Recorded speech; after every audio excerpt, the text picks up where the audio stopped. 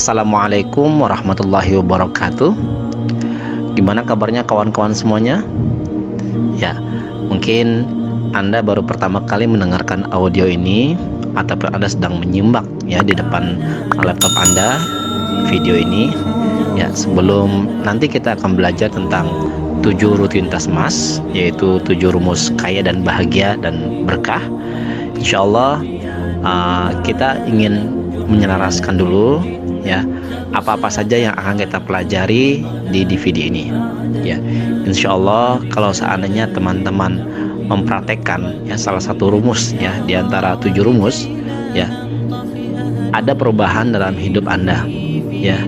Insya Allah perubahan itu sangat bermakna sekali ya. Contoh misalkan diri kita mempunyai kapasitas yang lebih besar ya. Karena kalau misalkan diri kita ini mempunyai kapasitas lebih besar, insya Allah akan menarik rezeki yang lebih besar ya. Karena ini yang sebenarnya permasalahan dalam hidup kita ya. Kadangkala Allah ingin memberikan kita rezeki yang besar, namun kapasitas kita belum besar, sehingga rezeki itu tidak jadi hadir ke dalam kehidupan kita. Oleh karena itu kawan-kawan, di bab yang pertama ini ya, kita akan belajar tentang lingkaran niat ya. Apa sajakah yang ada dalam lingkaran niat, kita akan belajar pada bab ini. Baiklah teman-teman, pernahkah Anda berpikir apa tujuan Anda hidup di dunia ini? Pernahkah kita berpikir apa tujuan kita bekerja? Pernahkah kita berpikir apa tujuan kita beribadah? Pernahkah kita berpikir apa tujuan kita berkeluarga? Sahabatku, tafakkaru sa'atan khair min ibadati sittin ya. Berpikir sejenak itu lebih baik dari ibadah 60 tahun ya. Artinya apa? Berpikir sejenak, mengevaluasi niat, mengevaluasi diri, mengevaluasi hati, mengevaluasi tujuan hidup kita untuk apa. Jangan sampai diri kita ini terombang-ambing. Ketika ada orang melakukan A, kegiatan A kita ikut. Ketika ada orang ya sibuk beramai-ramai ya dengan aktivitas C, kita ikut seperti itu. Hidup kita terombang-ambing, belum punya tujuan.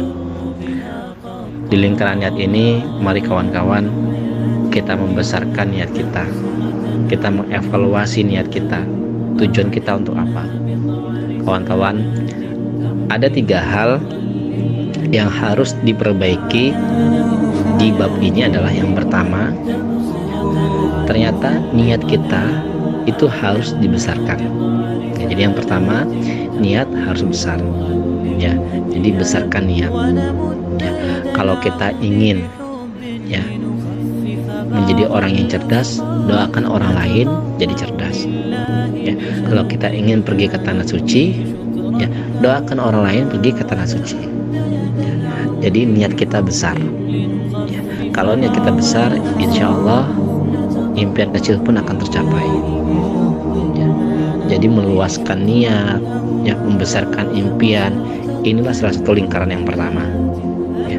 Kenapa banyak orang yang impiannya tidak tercapai? Karena salah satunya adalah karena niatnya kecil, hanya untuk diri sendiri ya. Coba kalau misalkan kawan-kawan membesarkan niat, apa tujuannya membeli rumah, ternyata bukan hanya untuk kebutuhan diri sendiri, ternyata untuk apa?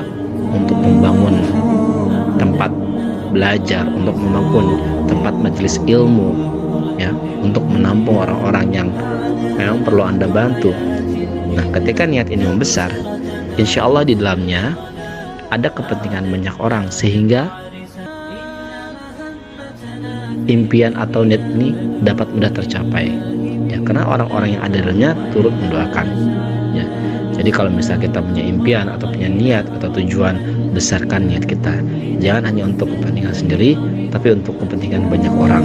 Jangan hanya untuk kepentingan diri sendiri, tapi luruskan niatnya menjadi tujuannya yang paling utama adalah tujuannya lillahi ta'ala ya. Jadi meluaskan niat. Nah, setelah meluaskan niat, kita juga akan belajar yang kedua, yaitu tentang menyelaraskan impian. Kawan-kawan, menyelaraskan impian bukan hanya dengan pasangan kita, menyelaraskan impian bukan hanya dengan saudara kita ataupun dengan partner kita, tapi menyelaraskan impian adalah dengan yang maha mengetahui, yang maha pemilik hati ini. Ya, kita menyelaraskan impian dan niat kita dengan siapa? Dengan Allah. Ya, bagaimana menyelaraskan impian dengan Allah? Caranya sangat mudah sekali. Ya, kita ucapkan dalam hati kita, ya Allah, aku niat hijrah, misalkan aku niat pergi umroh ya Allah. Jika engkau ridho ya Allah, aku sudah berusaha, tapi aku serahkan semuanya kepadamu ya Allah, jika engkau ridho ya Allah. Ya, jadi menyelaraskan impian adalah kita bicara sama Allah, kita curhat sama Allah. Ya, ini yang kadang orang lupa. Ya, setelah berusaha dia memaksimalkan ikhtiar, lalu dia berusaha tetap memegang impian yang diinginkan, tidak dilepaskan kepada Allah. Ya, mungkin Allah ingin memberikan yang terbaik, mungkin Allah ingin mengganti yang terbaik, mungkin Allah ingin memberikan hal yang lebih besar. Ya, tapi karena kita terlalu ngotot, ya, tidak ingin berubah, atau kita ingin hanya yang kita inginkan itu mesti terjadi, akan tidak datang juga. Ya, jadi lepaskanlah. Setelah kita berikhtiar, lepaskanlah. Ya, ini kunci menyelaraskan impian. Ya, jadi kalau kita punya sesuatu, selaraskan impian kita sama Allah. Niat ingin membeli rumah, niatkanlah untuk Allah, selaraskanlah kepada Allah. Ya Allah, saya niat membeli rumah ini. Ya, saya sudah berusaha dengan semaksimal mungkin. Jika Kau ridho, kabulkanlah ya Allah. Ya, jadi pasrahkan. Ya, niat itu jangan terlalu kita pegang, kita erat-erat, ya, sehingga tidak merasa tidak ingin berubah. Ya, ini yang harus dipelajari, yaitu niat harus selaras dengan Allah. Ya, kita diskusi sama Allah, ini namanya menyelaraskan niat. Nah, yang ketiga adalah niat harus diactionkan. Ya, jadi kawan-kawan, kalau kita misalkan punya impian, ya, ingin misalkan membeli rumah atau ingin pergi ke tanah suci, ya, misal ingin menikah, ya, kita harus melakukan action. Ya, an-niyatu muqtarinun bil fi'li. Yang namanya niat harus disertakan dengan action, dengan pekerjaan.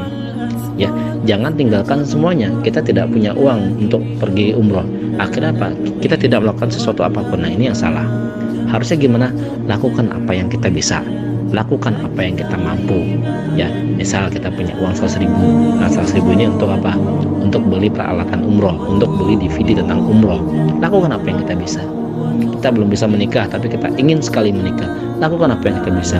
Memantaskan diri, mendewasakan diri, ya, belajar ilmu agama tentang pernikahan. Tandanya apa? Tandanya kita ikhtiar, tandanya kita serius. Ya, kita ingin membeli rumah, belum bisa beli rumah. Mungkin kita pergi tiap hari survei, ataupun tiap hari kita mempelajari bagaimana bentuk rumah yang bagus. Kita mencoba menawar-nawar walaupun kita saat itu belum punya uang. Ya, ataupun kita mengontrak di tempat yang kita inginkan untuk merasakan auranya. Ya, jadi inilah namanya mendp impian atau mengactionkan niat. Jadi jangan sekali-kali ketika kita ingin sesuatu lalu kita lepaskan semuanya gara-gara kita tidak bisa melakukan apa-apa.